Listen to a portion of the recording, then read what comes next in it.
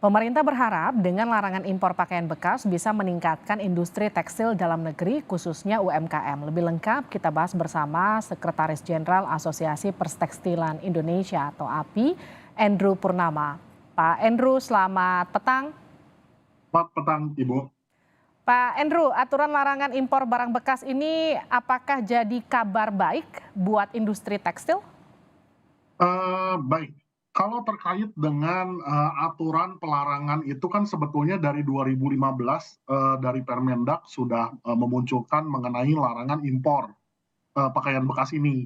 Lalu dirubah sampai ke saat ini itu di Permendak 40 tahun 2022. Nah, itu menurut saya dari pemerintah sudah cukup baik, Bu, karena memang melalui pertimbangan-pertimbangan dari Kementerian Perdagangan maupun kementerian lainnya juga sudah eh, membuat kajian mungkin begitu ya, Bu ya. Jadi sudah mensurvei juga kalau Permendak ini keluar bagaimana dan lain sebagainya. Saya rasa kita sangat menyambut baik akan pelarangan ini sebetulnya, Bu, gitu.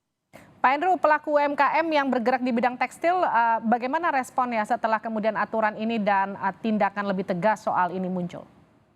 Ya, kalau kami dapat kabar dari teman-teman di IKM dan juga UMKM yang terutama di wilayah Jawa Barat, Jawa Tengah, Jawa Timur, dan sekitarnya, itu mereka sangat menyambut baik. Karena apa? Karena memang eh, kita itu kan yang head to head dengan impor pakaian bekas ini, baju impor pakaian bekas ini adalah UMKM dan IKM Hmm. gitu. Nah, semenjak adanya tren yang cukup marak dan menjamur sampai saat ini, ya tren ini kan sudah ada sejak lama ya, gitu. Cuman belakangan ini semakin menjamur begitu. Nah, semakin menjamurnya ini akhirnya kan merusak industri IKM dan UMKM.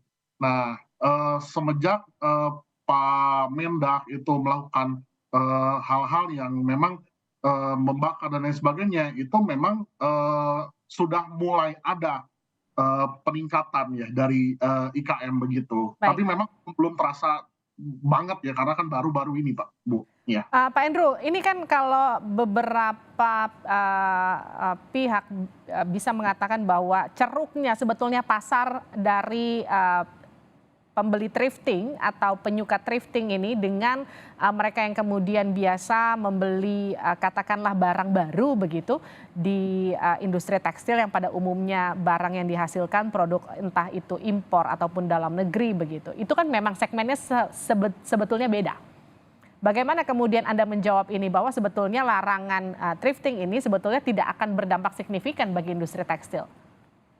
Baik, kalau misalnya dibilang segmennya beda, saya mungkin secara pribadi agak ragu, Bu, karena yang head to head dengan barang impor thrifting itu kan UMKM karena kan harganya mereka tuh ya 11-12 ya segitu-segitu gitu kan yang bisa mencapai harga sampai serendah itu ya Hmm. gitu. Nah, kalau misalnya memang dari tren thrifting ini yang sebetulnya yang kita concern itu yang perlu kita note adalah kita bukan mempermasalahkan masalah jual beli barang bekasnya ini loh Bu. Oke. Gitu. Yang kita permasalahkan itu adalah sesuai dengan Permendak 40 tahun 2022, impor barang bekas, impor baju bekas itu kan dilarang. Mhm. Nah, sehingga kalau misalnya masih ada, masih masif masuk ke Indonesia, otomatis kan itu berarti bukan dari jalur yang betul. Oke. Nah, Eh, ini ya, maaf saya potong gimana? ya Pak Andrew, tapi kan kalau kita tahu yang barang yang masuk ini, barang-barang thrifting ini kan kebanyakan barang-barang bermerek meskipun bekas begitu ya, dengan kualitas yang juga bisa dikatakan eh, kualitasnya sudah baik begitu ya. Bagaimana kemudian ketika ini ditutup tapi produk kita lokal dalam negeri, produksi UKM, UMKM kita juga bisa kemudian di-upgrade kualitasnya sehingga kemudian ceruk ini betul-betul bisa dimanfaatkan? Baik, ini sudah pasti Bu. Jadi kita juga sudah bicara terhadap IKM dan UMKM bahwa eh, ya mulai sekarang ya cobalah untuk kita juga berbenah diri dalam artian kita upgrade dari segi kualitas dan lain sebagainya.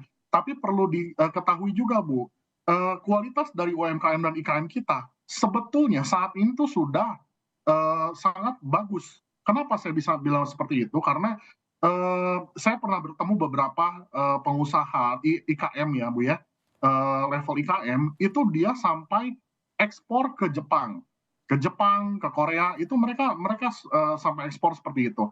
Nah, berarti kan itu membuktikan bahwa di dalam negeri kita ini sebetulnya sudah mampu gitu. Hanya saja memang persepsi persepsi dari masyarakat belum belum berubah gitu bahwa barang impor itu pasti lebih bagus. Itu kan persepsinya seperti itu, Bu. Oke, Gitu.